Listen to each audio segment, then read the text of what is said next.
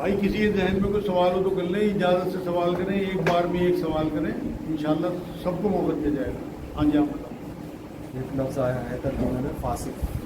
فاسق کے لفظی معنی کیا ہے؟ ان کا سوال یہ فاسق کے لفظی معنی کیا ہیں؟ فاسق کہتے ہیں بڑے گناہوں کرنے والے، جو بڑے گناہ گار ہیں. تو ان لوگوں کو کہا کہ جو قرآن میں اللہ کے کلام کے حساب سے جو فیصلے نہ کریں وہ بڑے گناہ گار ہیں، کبیرہ گناہ. ایک بھائی کا سوال ہے کہ انہیں لگتا ہے کہ ان کی توبہ قبول نہیں ہوگی اور وہ اتنے بڑے بڑے گناہ کر چکے ہیں کہ اب وہ انہیں لگتا ہے کہ ان کی توبہ قبول نہیں ہوگی. ان کا سوال یہ ہے کہ کسی کو یہ لگتا ہے کہ انہوں نے اتنے بڑے بڑے گناہ کر دیے کہ اب ان کی توبہ قبول نہیں ہوگی.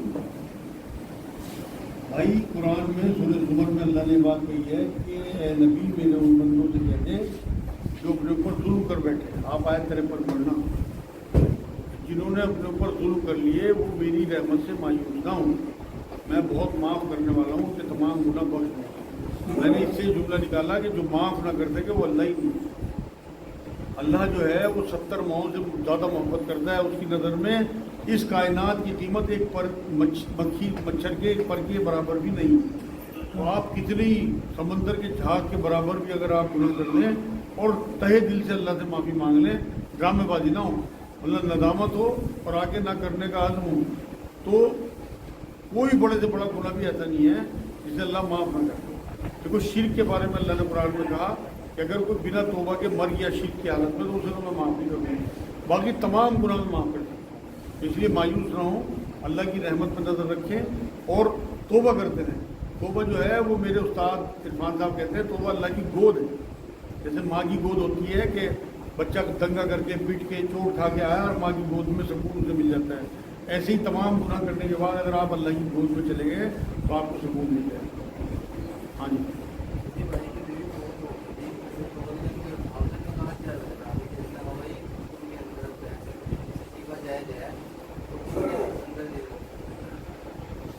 ان کا سوال ہے کہ کسی بھائی کی بیوی فوت ہو گئی تھی، انہوں نے قبر میں اتارا تو اسے قبر سے نکال لے گیا کہ آپ بھی اتار سکتے ہیں اسے قبر میں، تو اس کے بارے میں کیا حکم ہے؟ بھائی بالکل غلط کیا ان لوگوں نے. وہ اتار بھی سکتا ہے، مطلب کپڑے کو چھو بھی سکتا ہے جو اوپر کا بندھا ہوا کپڑا ہو، کیونکہ اس کا یہاں کا نکاح تو واقعی ٹوٹ گیا، وہ دوسرا نکاح کر سکتا ہے. مان لو اس کی 4 بیویاں ہیں، ایک بیوی مر گئی، تبھی تو وہ چوتھا نکاح کر سکتا ہے، تو وہ نکاح ختم ہو گیا اس کا. لیکن حضور نے فرمایا کہ جو لوگ یہاں نیک و متقی پرہیزگار ہوں گے وہ دونوں جنت میں پھر ان کے نکاح کرائے جائیں، جنت میں وہی بیوی انہیں مل جائے گی. تو یہاں یہ بات میں بتا دوں کہ یہاں کا معاملہ تو ٹوٹ گیا واقعی، لیکن ایسا نہیں ہے کہ وہ اس کا چہرہ نہیں دیکھ سکتا یا اسے قبر میں نہیں اتار سکتا، بالکل سب کچھ کر سکتا ہے. دیکھو ایک بار نبی اکرم صلی اللہ علیہ وسلم حضرت عائشہ کی گود پہ سر رکھے ہوئے لے گئے، تو نبی اکرم صلی اللہ علیہ وسلم سے پتہ نہیں کیا معاملہ ایسا لاڈ کا ہوا، تو حضرت عائشہ نے پوچھ لیا حضور اگر میں آپ کی زندگی مرضی تو آپ کیا کریں گے؟ میں تجھے کفناؤں گا، دفناؤں گا اور تجھے غسل دوں گا، تجھے قبر کو اتاروں. اسی سے یہ بات ثابت ہوئی. یہ پتہ نہیں کون سا دین انہوں نے اپنے آپ بنا لیا اور یہ ایسے ایسے حکم لگاتے ہیں، اور یہ علماء دین نہیں ہے، ہمارے عام لوگ بناتے ہیں اپنی طرف سے. بالکل ہر طریقے سے اتار بھی سکتا ہے، چہرہ دیکھ بھی سکتا ہے اور کفنا دفنا بھی سکتا ہے.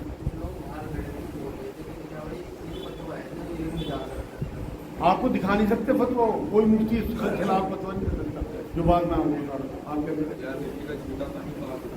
ان کا سوال ہے کیا بلی کا جھوٹا پانی پاک ہوتا ہے؟ ہاں بھائی بالکل، ایک حدیث یہ ملتی ہے، نبی اکرم صلی اللہ علیہ وسلم ایک بار وضو کر رہے تھے تو ایک بلی آئی، وہ پیاسی تھی، تو حضور نے اپنے وضو کا پانی اس کے آگے کیا، اس نے پانی پیا، حضور نے اسی پانی سے باقی کا وضو فرمایا. ایک صحابی کھڑے تھے، انہوں نے کہا کہ حضور آپ نے تو ایک بار یہ بات فرمائی درندوں کا جھوٹا جو ہے وہ نہیں استعمال کرنا چاہیے، تو نبی نے یہ فرمایا کہ یہ بلی جو ہیں یہ آتی جاتی رہتی ہیں گھروں میں، تو ان کے اوپر وہ حکم نہیں ہوگا، اس طرح تو زندگی مشکل ہو جائے گی. تو اس لیے بالکل بلی کا جھوٹا جائے گا. آپ کچھ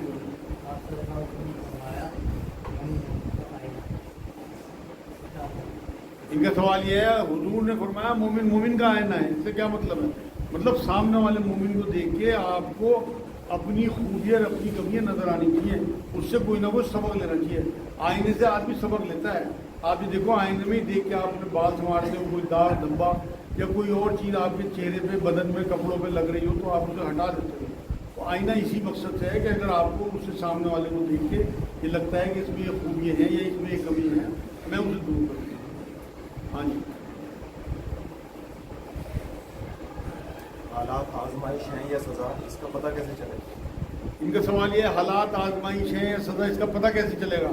देखो जी, अगर आपके बुरे हालात में आपको अल्लाह की तरफ से ये तसल्ली है कि ये मेरे अल्लाह की तरफ से परेशानियाँ आई हैं और वो टाल देगा, उसने कुरान में कहा मैं दिनों को फेरता रहता हूँ, और आपको सब्र आ गया, तो इंशाअल्लाह ताला ये आपके लिए आजमाइश थी, जो अल्लाह ने सब्र दिया वो टल गई। और अगर आपको बेचैनी परेशानी और आप लोगों में कहते फिर रहे कि मैं ही मिला था अल्लाह को, माज़अल्लाह ये परेशानी देने को, मैं तो इतना नेक हूँ, मैं तो इतनी नमाज़ें पढ़ूँ, आती है मेरे पास औरतें इस तरह की बातें करती हैं कि हम तो 5 वक्त के नमाजी हैं, तस्बीह पढ़ते हैं, खैरात करते हैं, फिर भी हमारे ऊपर ये मुसीबत, पता नहीं अल्लाह की इसमें क्या हिकमत है। ये शिकायत है अल्लाह से। अगर आपके दिल में परेशानियों पे शिकायत पैदा हो रही तो इसका मतलब ये आपके लिए अल्लाह की तरफ से अजाब है। और अगर सब्र आ रहा कि मेरे अल्लाह की तरफ से, सहाबा किराम के बारे में तो रिवायतों में बात आती है कि अगर कुछ दिन मुसीबत नहीं आती थी तो परेशान हो जाते थे कि कहीं हमारा अल्लाह हमारे से नाराज़ तो नहीं है, इतने दिनों से उसने हमें आजमाया नहीं। हाँ जी। इनका सवाल ये, साली से निकाह जायज़ है? बिल्कुल जायज़ है, लेकिन अपनी औरत को तलाक देने के बाद या उसके डेथ के बाद। ये दो बहनों को आप इकट्ठा नहीं कर सकते, कुरान की आयत है, तो इसलिए साली बीवी की ज़िंदगी में भी नामहरम है मेरे नज़दीक, तो उसे पर्दा करना चाहिए आपको। हाँ,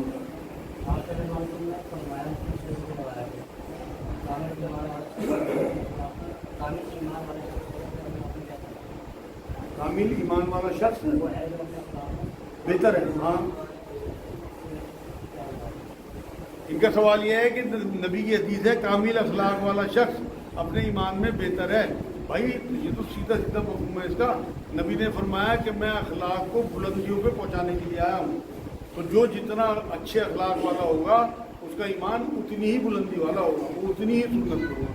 आप लोग पूछा था कि अगर किसी के पास कर्ज हो और उसकी हालात इस तरह चल रहे हैं, वो ज़्यादा पानी हो, उसके पास हिसाब करे आजमाइश हो या कुछ कारोबार को कुछ नहीं, तो उसकी नीयत है कि जब भी अल्लाह दे तो मैं उतार दूँगा और इस बीच उसका इंतकाल होगा, तो अल्लाह ताला क्या फैसला?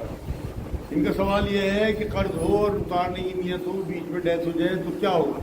देखो जी, एक बुखारी की पहली हदीस है, तमाम अमाल का दारोमदार नीयत पे है, तो उसकी नीयत के हिसाब से फैसला होगा। जिन लोगों का कर्ज उसकी तरफ होगा उन्हें अल्लाह रब्बुल इज़्ज़त उसकी मजबूरी, परेशानी और नीयत के हिसाब से कंपलसेशन दे देगा, उन्हें सुकून दे देगा, या तो दुनिया में उन्हें नवाज देगा या आखिरत में उनके लिए वो कर्ज जो है तोहफा बन जाएगा, तोशा बन जाएगा। और जो इस नीयत के साथ मरा, मजबूरी में उसने कर्ज लिया और नहीं उतार पाया, तो अल्लाह उसे भी माफ़ कर देगा इंशाअल्लाह ताला। हर चंद कोशिश मरने तक ये करता रहा अगर कि मैं कर्ज उतार, नीयत नहीं बल्कि कोशिश पे भी लगा रहे। अगर उसके पास 1 लाख कर्ज है, उसके पास कहीं से 1000 भी आए, तो ऐसा ना हो कि अपनी बीवी का कोई चांदी की अंगूठी लिया है, बल्कि वो पहले पैसे उतारे। आज मेरे पास एक केस आया कि एक लेडी आई, उसके हस्बैंड के पास कर्ज है बहुत, और वो खुद ये कह रही है कि मैंने अपना जेवर म्यूल दे दिया इन्हें बेचने के लिए, कुछ रोक लिया, मैं उम्रा करने जा रही। मैंने उसे यही बताया कि बेटी उम्रा तेरा जायज़ नहीं है ऐसी हालत में, कर्ज उतारना फ़र्ज है और उम्रा करना नफिल है। तो उसकी समझ में आ गई ये बात, उसने मेरे से बात करने के बाद ये फैसला किया, लखनऊ से आई थी बहुत दूर से, कि मैं उम्र पे नहीं जाऊँगी, बल्कि जो भी 40-50 हज़ार वो मेरे पास हैं वो भी मैं अपने हस्बैंड के कर्ज उतार। तो बात यह है कि कर्ज उतारना फ़र्ज है और उम्रा करना नफिल है।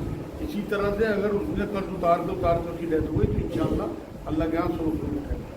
हाँ, जिनके बच्चे नहीं होते वो बहुत रोते हैं। हाँ। ये कि क्या शादी का मकसद सिर्फ बच्चे ही हैं, और दूसरा है कि वो सब्र कैसे करें, सब्र नहीं आता। इनका बड़ा अच्छा सवाल है भाई, और मेरे पास रोज़ इस तरह के केस आते हैं, क्योंकि लगभग कोई दिन ऐसा नहीं होता कि 20-25 जोड़े रोज़ ना आते हों जिनके बच्चे नहीं होते। इनका सवाल यह है कि क्या मकसद शादी का सिर्फ बच्चे ही हैं? भाई देखो, मैं तो नबी अकरम सल्लल्लाहु अलैहि वसल्लम की तरफ आपकी नज़र पहुँचा देता हूँ। नबी ने 11 बीवी की हैं, सिर्फ 2 के बच्चे हुए, हज़रत खदीजा, हज़रत मारिया, बाकी 9 बीवियों मुसलमान हैं।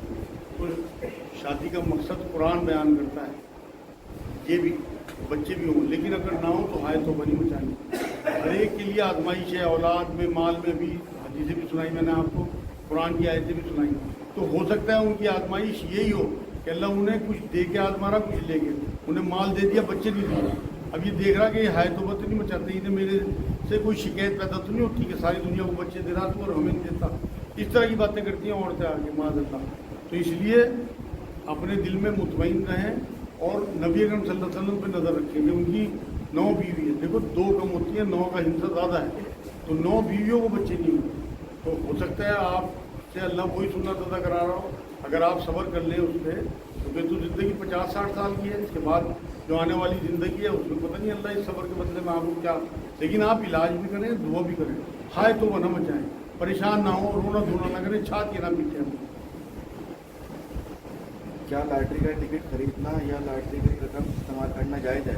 उनका सवाल ये, लॉटरी के टिकट खरीदना, उसकी रकम को इस्तेमाल करना क्या जायज़ है? हराम है भाई इस्लाम में, क्योंकि कुरान में अल्लाह ने फाल फेंकना, जुआ खेलना, सट्टे लगाना, इस तरह की जो आयत है इसने शैतानी काम का। तो बिल्कुल लॉटरी जो है इसके बारे में तमाम उलमाए दीन का इज्मा है कि ये एक तरह का सट्टा है, बिल्कुल इससे दूर रहना, ना इसका पैसा हलाल है।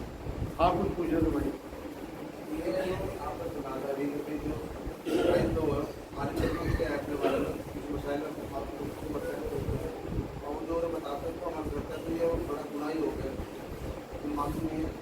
इनका सवाल ये, आलिमों से मालूम करते हैं अगर वो गलत बताते हैं तो ये तो बड़ा गुनाह हो गया। देखो जी, मैं उन आलिमों की बात कर रहा हूँ जो गलत बात बताते हैं। इसलिए कह रहा हूँ ये बात कि आपको खुद इल्म सीखना चाहिए। आप क्यों दूसरे कंधे बंदूक लगा रहे हैं? आप खुद इल्म सीखोगे, कहीं अटकोगे, आलिम से पूछोगे तो आपकी नज़र में नबी की सीरत होगी और नबी की हदीसें होंगी, कुरान की आयतें होंगी। मुझे भी आज बहुत कुछ पूछना पड़ता है, लेकिन अल्हम्दुलिल्लाह तसल्ली हो जाती है सुनने के बाद। ये पता लग जाता है कि ये कितने पानी में है फला आलिम, इसका कितना इल्म है। अपनी तसल्ली के लिए मैं चीज़ें पूछता रहता हूँ। कोई ये जो प्रोग्राम हो रहा है ये ऐसे ही नहीं हो रहा, मतलब इसमें मुझे ही मेहनत करनी पड़ती है, क्योंकि मैं किसी मदरसे से फारिग हूँ।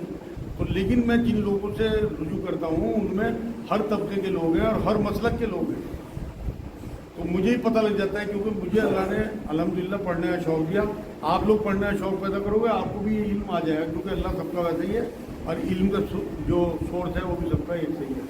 आपको पूछ रहे थे भाई, इमाम साहब के पीछे सूरह फातिहा पढ़ें या खामोश रहें?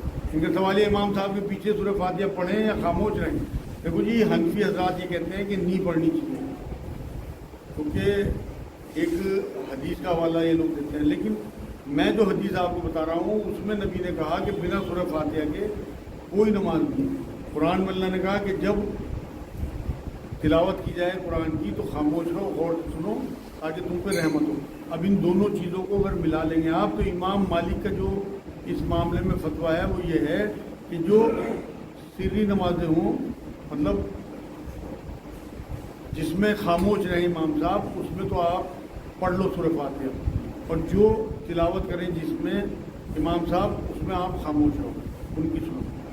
तो इस तरह से आप, मेरा अपना अमल ये है, जब से मैंने बात पढ़ी थी इमाम मालिक के इस फतवे से मैं मुतमईन हूँ और मैं अपने आप इस तरह करता हूँ। आप लोगों के लिए मेरी राय यही है कि हुजूर की वो हदीस भी पूरी हो जाएगी, कुरान की वो आयत। हाँ जी।